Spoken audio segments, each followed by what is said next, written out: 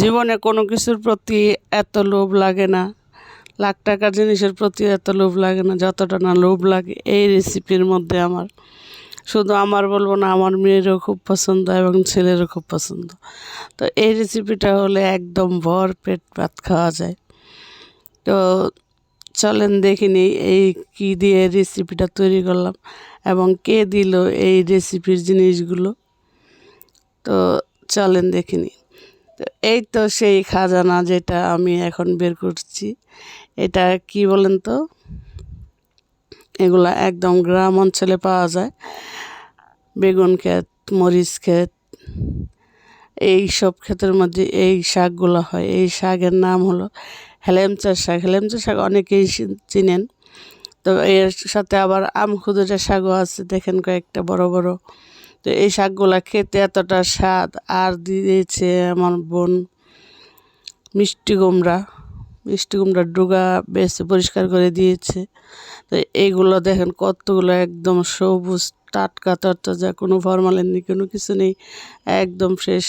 আমার মেয়ে যখনই কেউ বাড়ি থেকে আসে তখনই বলবো আমার জন্য শাক নিয়ে আসবা। আর ওই যদি বাড়িতে যায়, ওর যদি হেলেমসা শাক তুলতে না পারে বা কোনো কচু শাক কাটতে না পারে, ওর ভালোই লাগে না। ওর এক সপ্তাহ ভরা খালি উ উ উ উ করবো, মানে ওর মন ভরছে না, এরকম একটা টাইপ করব। আর হেলেমচা শাক কিন্তু প্রচুর ভিটামিন আছে। তো এখন আমি কুটে ধুয়ে পরিষ্কার করে নিয়ে চলে আসছি। তো আমি প্রথমে দিয়ে দিচ্ছি সয়াবিন তেল পরিমাণ মতো। এইটা কিন্তু আবার তেল ছাড়া রান্না করলে খুব ভালো লাগে, শুধু নিরামিষ। তো আমি যেহেতু চিংড়ি মাছ দিয়ে রান্না করব, তার জন্য আমি তেল দিয়ে দিয়েছি। তো কিছু পেঁয়াজ কুচি দিয়েছি আর আস্ত রসুন কয়েকটা দিয়ে দিয়েছি, হালকা একটু ভেজে নিচ্ছি।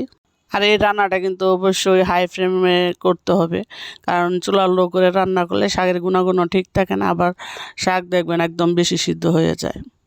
তো আমি সবার প্রথমে স্বাদ অনুযায়ী লবণ দিয়ে দিয়েছি। শাকের মধ্যে অবশ্যই লবণটা কম দিবেন প্রথমে, কারণ শাক মিশে যায়, তখন কিন্তু সমস্যা হয় খেতে। এখন ছোট চিংড়ি মাছগুলো দিয়ে আমি নেড়ে চেড়ে পেঁয়াজ এবং রসুনগুলোকে ভালো করে একটু ভেজে নিচ্ছি। তার আগে আপনারা যেখান থেকে আমার ভিডিওটা দেখছেন প্লিজ সাবস্ক্রাইব করে দিবেন, আর আমার ভিডিওর প্রতিটা নোটিফিকেশন সবার আগে পেতে পাশে থাকা বেল আইকনটি অন করে দিবেন। এতে করে আমি যখন কোনো নতুন ভিডিও ছাড়বো আপনার এখানে নোটিফিকেশন চলে যাবে। আর ফেসবুক থেকে দেখে থাকলে স্বর্ণাস কিচেনে একটা লাইক অ্যান্ড ফলো দিতে ভুলবেন না প্লিজ। তো আমি হাফ চামচ হলুদের গুঁড়ি দিয়েছি, আর 1 চামচের শুকনো মরিচের গুঁড়ি দিয়েছি, 1 চামচের কম, কারণ আমি রেসিপিটা সম্পূর্ণই চাইছিলাম কাঁচামরিচ দিয়ে করতে, কিন্তু আলুটা যেহেতু দিয়েছি আর চিংড়ি মাছ দিয়েছি, তো এগুলোকে কষানোর জন্য আমি হাফ চামচের মতো একটু শুকনো মরিচের গুঁড়ি দিয়েছি। এখন ভালো করে নেড়ে ছেড়ে প্রায় 10-15 মিনিটেরও কম আমি আলুটাকে সিদ্ধ করে নিব, কারণ শাক সিদ্ধ হতে বেশি সময় লাগে না।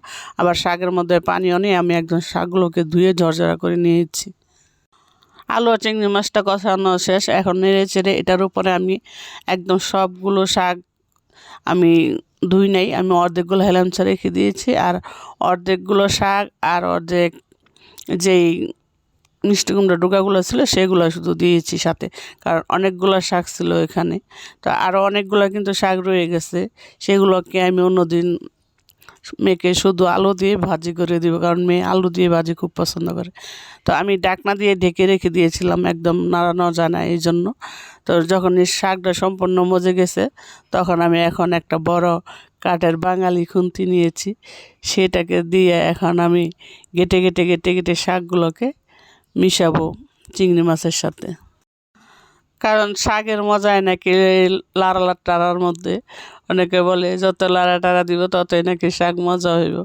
তো আমি এত লাড়া টাড়া করতে ভালো লাগে না, আমার কাছে আস্তে আস্তে শাকই ভালো লাগে। আমি বেশি গলা গলা সবজিও খেতে পারি না, আবার শাক সবজিগুলোও বেশি মানে গলা গলা ভালো লাগে না। তো তার জন্য আমি শাকগুলোকে বেশি নাড়বো না, কিন্তু ঠিকই মিশাবো। এই সে দিয়ে দিচ্ছি এখন আদা পাকা কাঁচামরিচ। এই মরিচগুলা যে কী ঝাল বলার মতো না, একদম আমার হাত জ্বলতেছিল, শুধু আমি ছেঁচা দিয়ে হাতে ধরছি তার জন্য পরেও। এখন এই মরিচগুলোকে ভালো করে শাকের সাথে মিশিয়ে নিচ্ছি, একদম নেড়ে চেড়ে ভালো করে মিশানো হয়ে গেলে আমি কতগুলো রসুন আর একটা পেঁয়াজ ছেঁচা দিয়ে রেখেছি, এইটা দিয়ে আমি প্রায় প্রায় যতক্ষণ পর্যন্ত গন্ধ না বের হয় যে আশেপাশে 2-3 বাড়ি আছে তারা যদি বুঝতে না পারে যে এরকম একটা রেসিপি রান্না হচ্ছে, ততক্ষণ পর্যন্ত ঢাকনা দিয়ে ঢেকে রাখতে হবে। এইরকম রেসিপি কিন্তু চুলা থেকে নামানোর আগেই শেষ হয়ে যায়। আমি আজকে মনে করেন এই রেসিপিটা যখন করছি, সাথে সাথে আমি আমার ডায়েট ভেঙে ফেলে দিয়েছি। হায় হায় হায়, এরকম একটা শাকের রেসিপি যদি হয় আর কিচ্ছু লাগবে না। মনে করেন যা আছে দুনিয়ার মাছ মাংস সব কিছু ভুলে যাবেন, শুধু এই শাকের প্রতি ভালোবাসা জন্মে যাবে। তো আমার এই শাকের রেসিপি দেখে কার কার জিভে জল চলে আসছে তাড়াতাড়ি কমেন্টে বলবেন প্লিজ। আর আমার এই রেসিপিগুলো কেমন লাগে আপনাদের কাছে তাও বলবেন। আর ভালো লাগলে লাইক কমেন্ট শেয়ার করবেন। দেখা হবে, কথা হবে নতুন কোনো ভিডিওতে, নতুন কোনো রেসিপি নিয়ে।